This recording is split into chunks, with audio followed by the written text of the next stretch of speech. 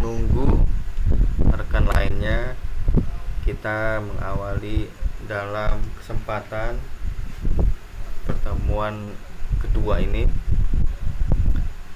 Terima kasih atas partisipasi perkuliahan ya, hukum perbankan, sambil menanti rekan-rekan kita lainnya. Mudah-mudahan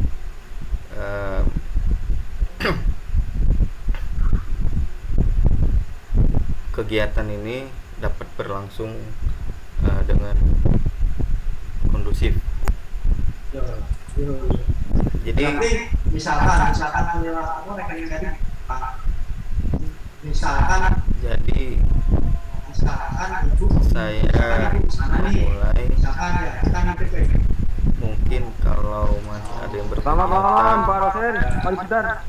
bisa dikondisikan ya. Mungkin di antara nah ya, terima kasih. Jadi kita langsung mulai saja ya. Minggu lalu sempat disinggung ya dalam introduce perbankan. Jadi saya membukakan kembali bahwa ada hukum, ada juga perbankan. Rekan-rekan ketahui bahwa hukum itu kan sebagai regulatif ya, yang isinya itu mengatur ya, atau secara tatanan aturan-aturan ada di situ untuk membatasi hak dan kewajiban, baik itu subjeknya ya, atau orang, masyarakat, kemudian bisa juga di pemerintahan atau negara sekalipun, itu merupakan elemen dari hukum. Namun kita kaitkan terhadap perbankan. Nah, di sini kalau bank itu memang secara filosofi singkatnya sempat disampaikan dari bahasa bengkol dari Italia, berarti meja. Oleh karenanya secara sederhana ya, terutama di negara Indonesia, kalau bank itu sebagai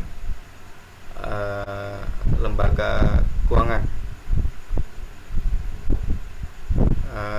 Saya telah share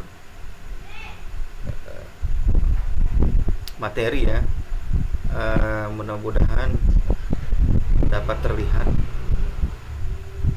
Nah, di sini lembaga keuangan dia sebagai jembatan atau perantara ya, di antara pihak atau orang yang memiliki dana lebih ya, ataupun yang tidak memiliki dana ya. Jadi di situ untuk menyalurkan sebagai simpan ataupun pinjam ya, alias kredit ataupun menjadi debitur. Oleh karenanya salah satu tujuan daripada bank itu diantara selain menghimpun, diamanahkan oleh undang-undang untuk mensejahterakan rakyat melalui cara-cara yang beritikat ataupun cara-cara yang memang semestinya kegiatan bank ataupun jenis usaha bank tersebut.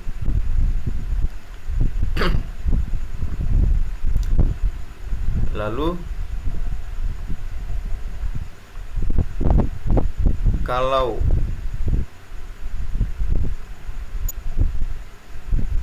menurut undang-undang ya, jadi perbankan itu memang secara pengaturannya di Undang-Undang Nomor 7 92, dia merupakan badan usaha, gunanya untuk menghimpun dana ya dari masyarakat, di sini dalam bentuk simpanan ataupun deposit ya, ataupun produk-produk yang dilegalkan oleh lembaga keuangan atau perbankan ya. Kemudian di sini seperti kita ketahui, untuk menyalurkan kembali kepada masyarakat, bentuknya bervariatif ya.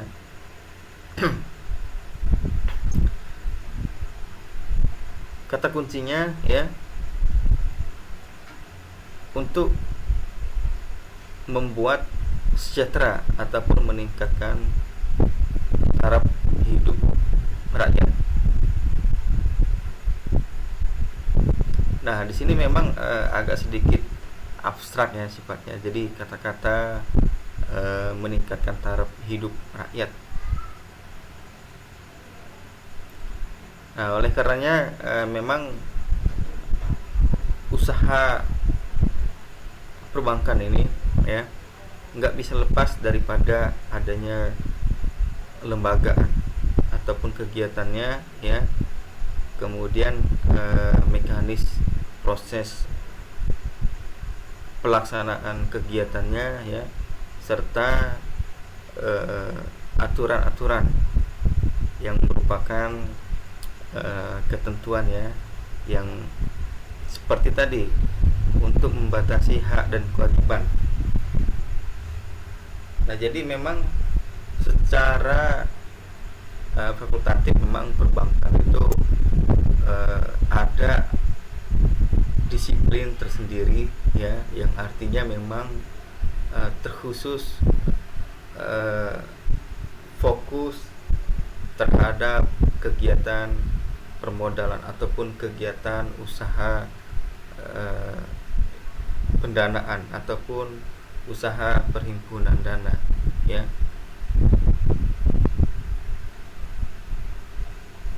Nah, jadi saya mengutip dari pendapat Munir Fuadi ya, ini beliau yang ahli dalam perbankan, mengatakan bahwa di sini hukum dan perbankan menjadi hukum perbankan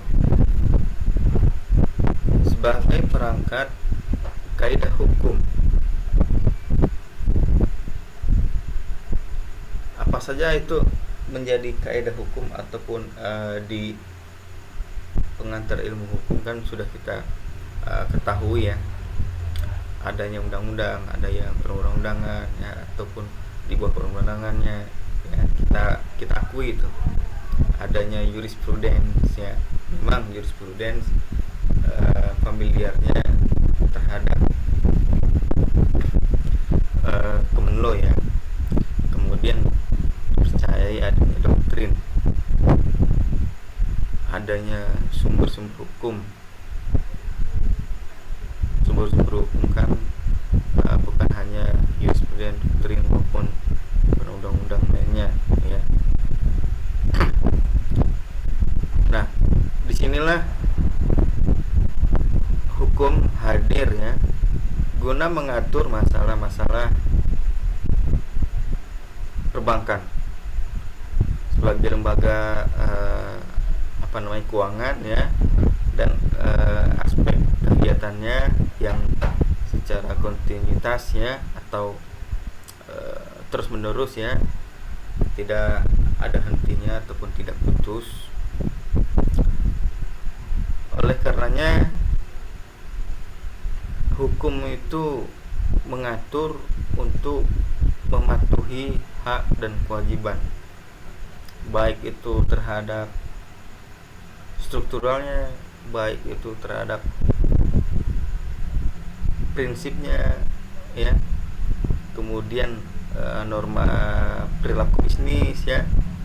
Nah, disinilah yang menjadikan perbankan memiliki eksistensi di negara hukum.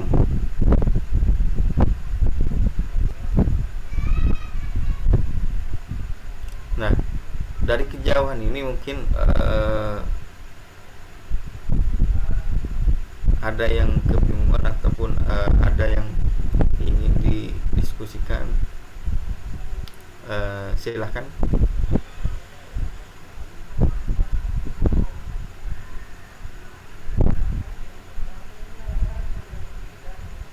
Nah, Selamat malam Pak Mamat. Saya Karim, Pak. Untuk terkait masalah perbankan ini Pak, kan di Indonesia ini kan kasus perbankan itu banyak Pak, ya. Contohnya kasus Bank Senturi itu. Kita ingat dulu Bank Senturi itu mana megahnya itu Bank Senturi itu. Di pelosok Indonesia pun Bank Senturi itu ada cabang-cabangnya. Sekarang saya ingin tanyakan itu, kasus Bank Senturi ini pada tahun 2008 ini kan kasus menjadi pembincangan dulu Pak, ya. Artinya itu zaman kepresidenan yang kalau nggak salah Pak, ya. Yang saya tanyakan itu landasan hukumnya seperti apa sih Pak Bank Senturi itu? Sedangkan Bank Senturi itu kan bank yang benar-benar bank yang bagus itu Pak. Saya seperti ingin tahu landasannya seperti apa Pak, landasan hukumnya pada nasabahnya Pak. Pak. Iya, baik, bagus itu pertanyaannya. Langsung kejauhan terhadap aspek case empiricalnya, ya. Jadi flashback hukum itu sebagai hujan lah, ya. Jadi artinya tergantung bagaimana untuk menyikapi dan bersikap, ya. Kalaupun hukum itu melindungi, ya, artinya bisa menjadikan atau menghadirkan payung gitu untuk melindungi dari hujan. Jadi artinya adanya law enforce di lingkaran hukum. Landasannya tidak salah di dalam kegiatan mengkonstruksikan usaha perbankan, baik itu namanya Senturi ataupun bahasa ataupun kata-kata brand bank lainnya, begitu loh.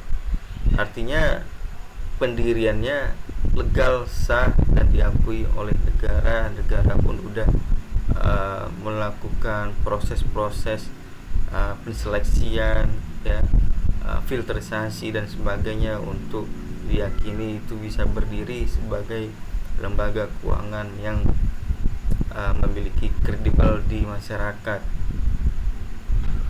Namun hukum itu memiliki porsi. Tidak semua hukum itu dapat secara keseluruhan seperti langit, ya, yang bisa mengitari bumi dari ufuk, ya, barat ke ufuk timur, menutupi. Tapi kan hukum ini memiliki porsi yang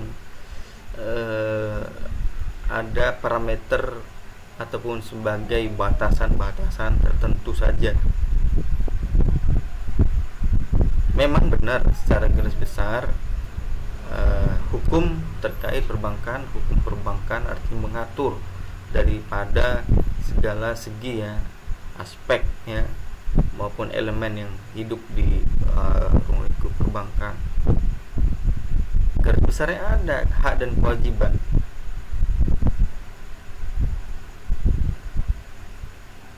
Tapi penafsiran daripada pelaku penyelenggara ya, alias pengurus ya daripada organisasi perbankan itu beda.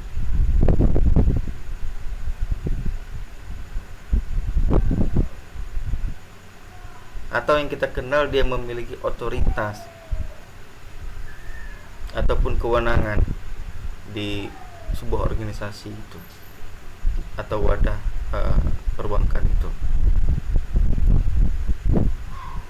Landasan nggak ada yang salah ya. Bisa izin bertanya Pak? Ya silakan Mas. Ya Pak, kan di dalam hukum perbankan itu kan diperlukan untuk menghindari atau meminimalisir Pak adanya tuntutan hukum ya Pak ya. Padahal kan kita kan tahu di dalam hukum di dalam Bank Indonesia juga telah mengeluarkan peraturan Bank Indonesia tentang penerapan manajemen risiko bagi bank. Nah, maksudnya saya adalah risiko hukum gitu Pak. Maksudnya saya itu bagaimana tuh Pak? Kan risiko itu kan adanya tuntutan hukum atau kemenangan hukum. Jadi solusi itu bagaimana Pak? Terima kasih Pak Peter. Nah, jadi terhadap perbankan ya itu diletakkan adanya asas kepatuhan ya ataupun kehati-hatian. Nah, sementara itu sebenarnya saya agak menuju ke asas tersebut ya. Namun memang dipancing untuk mendahului slide ya. Enggak apa-apa. Ya, oleh karenanya begini. Dalam setiap kesempatan usaha perbankan ya, di situ selain daripada melaksanakan atau melancarkan kegiatannya, di situ juga perbankan jangan lupa untuk memperhatikan yang mana kesehatan ya sebagai daripada kondisi untuk bisa survive gitu loh. Jadi ya perbankan ya tidak hanya saja terkait hukum ya, hukum di mana untuk mengantisipasi high risk ya. High risk itu kan bukan saja high risk terhadap kesehatan usaha ya, kegiatan gitu loh. Bisa saja high risk datang dari responsibility yang kurang maksimal gitu loh, karena rentan terhadap terjadinya problem hukum ya, apalagi sudah dibenturkan terhadap sengketa misalnya itu ya, ataupun keterlibatan adanya unsur pidana ya gitu lah. Artinya undang-undang pertanyaannya, undang-undang sebagai regulasinya ya itu sudah mengakomodir ataupun sudah ada di dalam tatanan aturan ya yang terleh bagi lingkup perbankan itu, yang menjadi lex spesialis di dalam perbankan itu. Bukan hanya peraturan atau PB ya, ataupun surat edaran ataupun OJK masuk begitu, tapi kan perbankan memiliki rumah tangga dia ikat dengan aturan hukum yang berlaku, kebijakannya. Tapi kan celah-celah tersebut ya, atau kita bisa katakan ada vakumnya ataupun keadaan yang belum diatur ataupun kekosongan hukumnya gitu loh.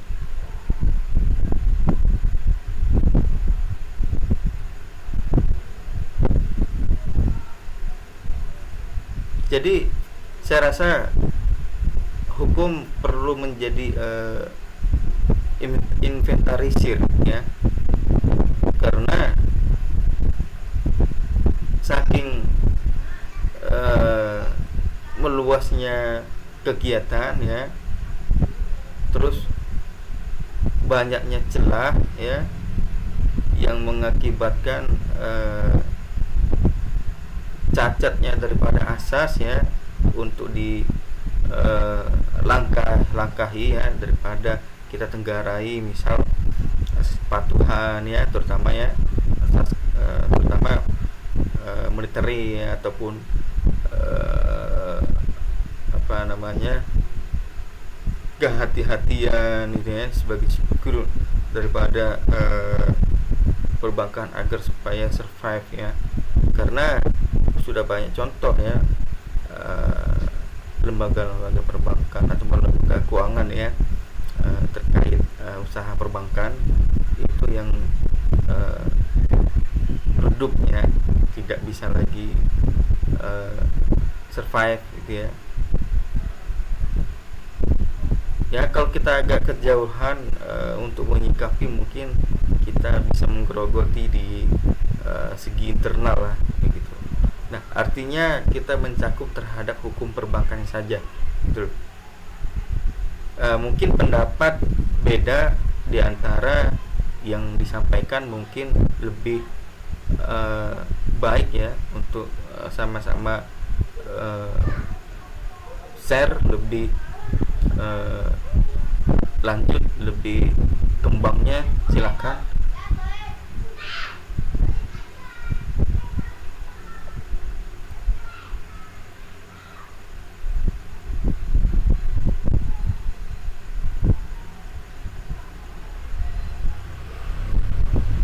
Ya, kalau tidak ada mungkin kita lanjutkan lah ya.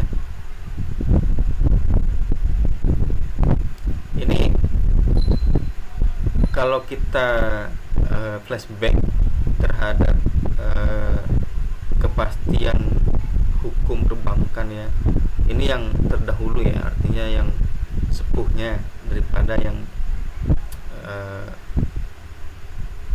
ratifikasi tadi yang tahun 92. Sama saja sebenarnya pada intinya, menghimpun kemudian untuk disalurkan ya, kemudian diperlukan suatu tatanan aturan ya, guna bisa menstabilkan usaha bidang keuangan ataupun perbankan agar lebih kredibel ya, agar lebih bisa apa namanya secara sesuai lah ya. Kemudian kalau kita tarik juga sama hal terhadap kegiatan ini adanya keterkaitan dengan investasi-investasi ataupun pembiayaan. Sebenarnya ini sudah mulai kejauhan ya. Nanti kita akan telusuri kembali. Nah, ini Abdul Qadir Muhammad jadi mengatakan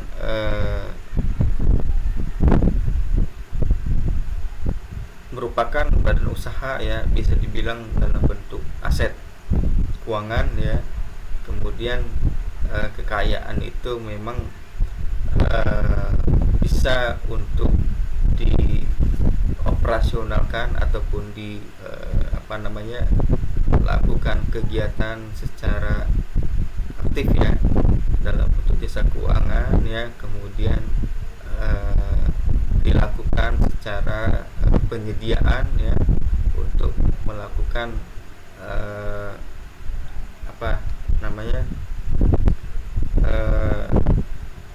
kontribusi ya sebagai daripada jasa itu ke masyarakat. Nah, di sini sini kita kenal usaha di lembaga keuangan ini ada yang berupa usaha yang jasa keuangan ataupun bisa dibilang bukan pembiayaan ya. Nah, jadi di dalam hal badan usaha ya, seperti hal melakukan kegiatan pembiayaan ini, jadi bentuk daripada penyediaan dana ataupun modal ya, kemudian ada cara-cara untuk menarik dana itu yang secara bisa dibilang tidak langsung dari masyarakat. Ini pendapat dari Jono.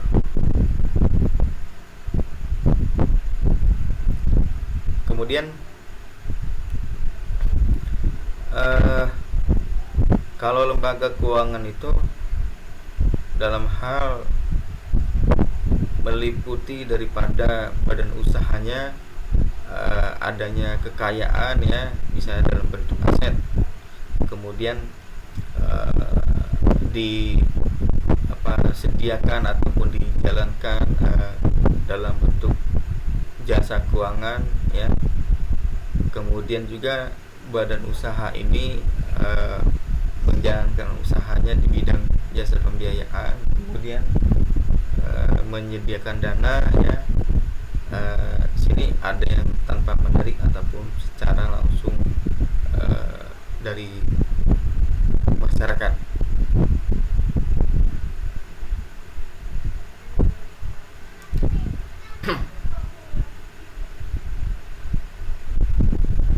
Jadi secara ya, perbankan itu kalau dikatakan sebagai asas ya,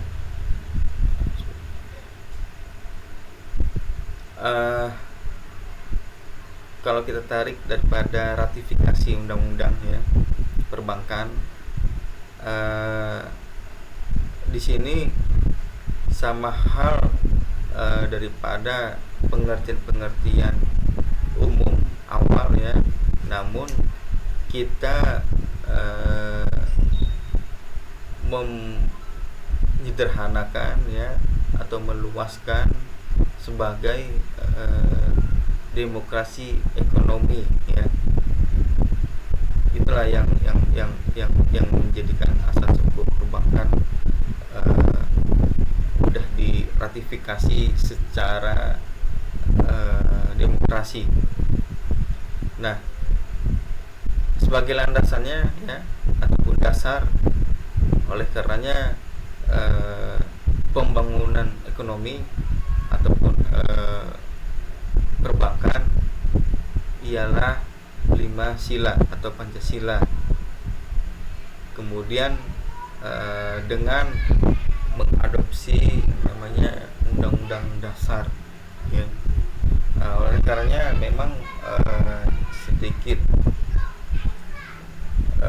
ambiguistik dalam hal penafsiran, namun itulah kenyataan daripada perkembangan ya ataupun peratifikasian yang kita ketahui regulasi perbankan ataupun untuk supaya merealisasikan yang namanya secure banking, kehati-hatian.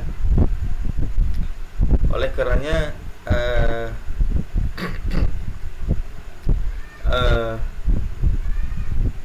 demokrasi ekonomi di perbankan tujuannya baik ya, meningkatkan daripada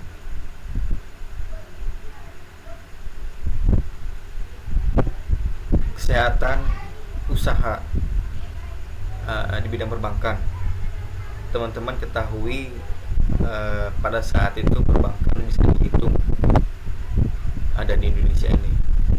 Nah, sekarang sudah bermacam-macam ya dalam bentuk usaha perbankan, artinya sudah melalui kemajuan ya, membentuk usaha-usaha perbankan yang memudahkan daripada masyarakat untuk menentukan pilihan, yang memudahkan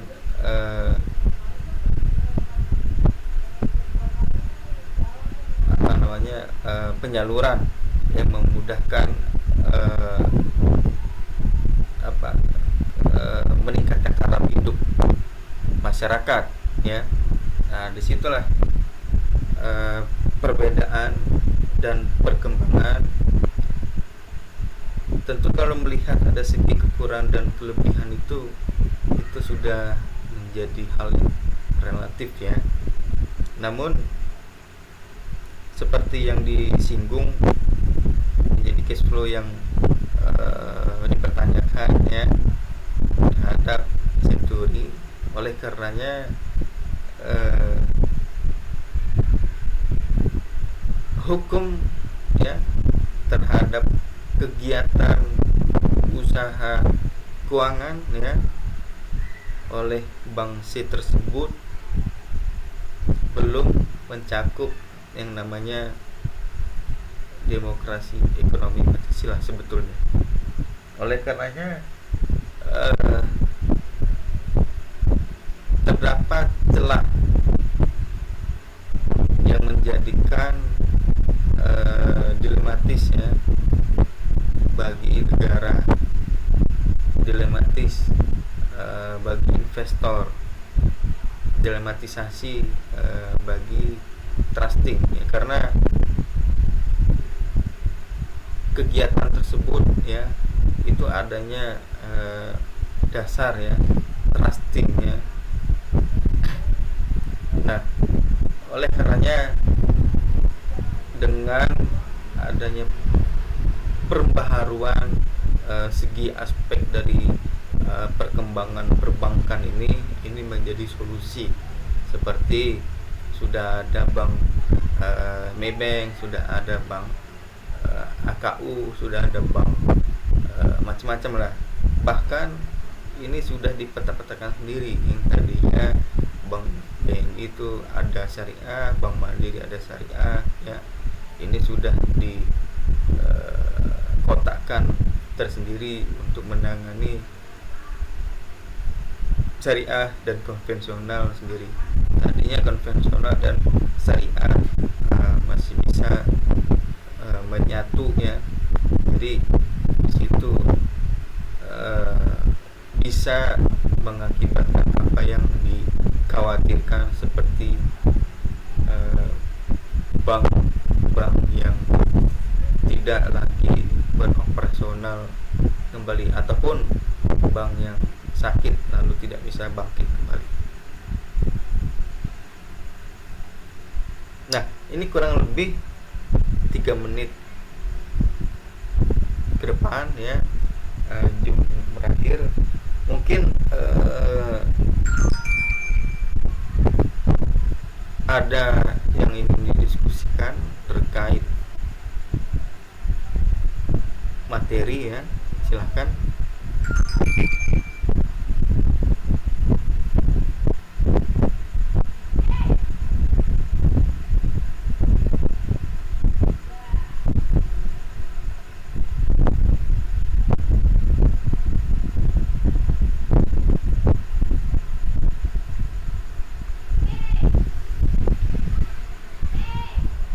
Silakan. Mungkin kalau tidak ada, kita minggu depan membahas terhadap para pelaku usaha ya. Nah, terutama struktur perbankan ataupun badan usaha yang berbadan hukum.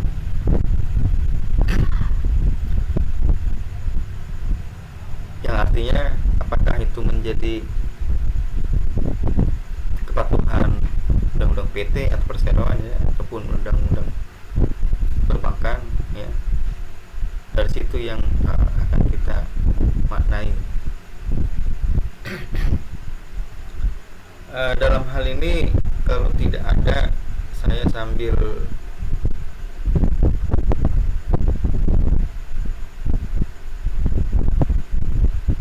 mengabsensikan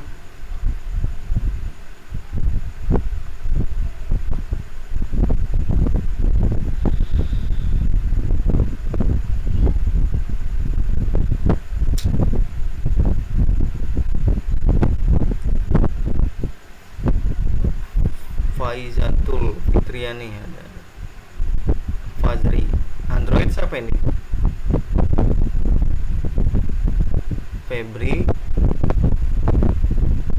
Estra Guntur Hamdan, Harima Hardiko, Hanilda, Horas Pahala. Hadir Pak. Ryunas, Idernas, Hadir Pak. Ismi Wulandari, Janatul Firdaus Syah, Arif, Linda, Marianse,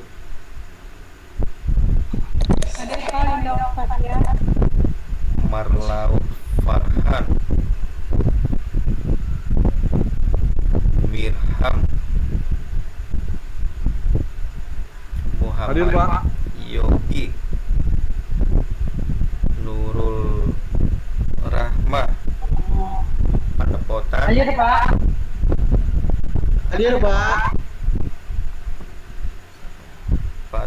Patrisno, Hadir Pak. Raden Hadi, Ya Pak. Rizaldi Muhammad Yogi hadir Surya, Pak.